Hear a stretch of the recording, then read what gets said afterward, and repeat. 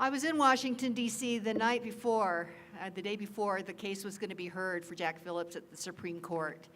We're walking by the Supreme Court, and there were people with sleeping bags. There were people that were parked out front. So I went up and I said, hey, are you waiting to get in for Jack Phillips' case tomorrow morning? They said, no, we're just here saving places.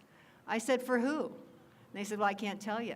I said, are you being paid? They said, yes. I thought, isn't that interesting? So with that, Grady Birdsong.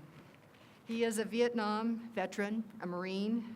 He's going to talk about veterans issues, and I met Grady, I met Grady at Cooper's Troopers. This is a group of Marines that meets once a month up in Northwest Denver, and you have 6 Iwo Jima veterans there, and it is quite a deal, and you run the whole thing. So Grady Birdsong with veterans issues.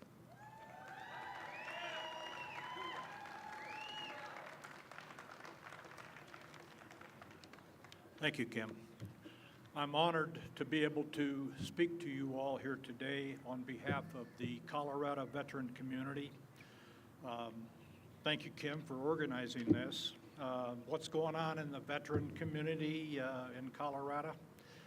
I come before you as a retired telecom professional. I'm a combat veteran of Vietnam. I did 2 tours, beginning with the Tet Offensive of 1968 in Hue City area.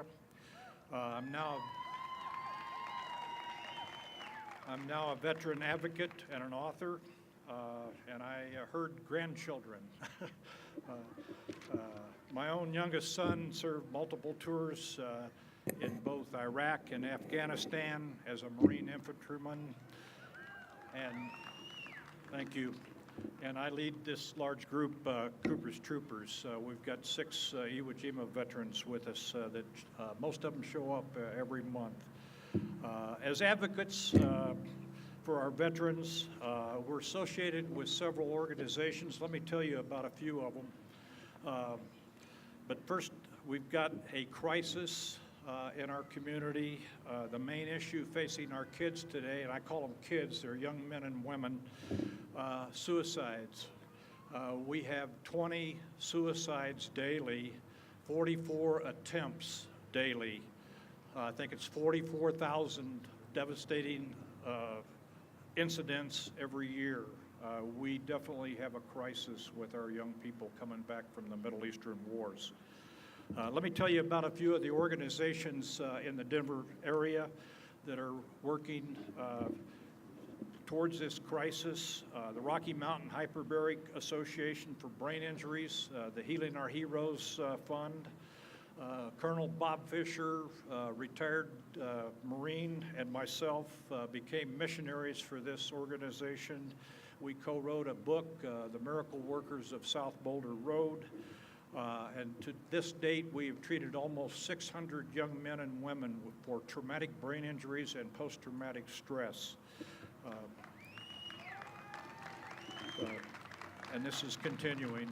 Another organization, the American Military Family, Debbie Quackenbush McElhenney founded this organization, and her focus and her organization's focus is on suicides, #1, and the military families, helping them out. She's doing a gargantuan job in that area.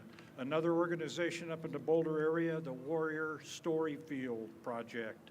It's a positive effort in welding art to turn depression into expression. You ought to see what they've done up there. I can tell you about it after this. Ladies and gentlemen, we live in a nation with one of the most successful experiments in the history of civilization, the founding of the United States of America 243 years ago. We were founded as a constitutional republic blessed with one of the most brilliant documents ever conceived by man to this day, our Constitution. I don't need to tell you, we're all under assault from within. There are those of us who would push socialism on us. They are chipping away at our Constitution, the Second Amendment, Electoral College, immigration, our everyday freedoms, on and on and on. Support this effort here today. Colorado and America needs patriots.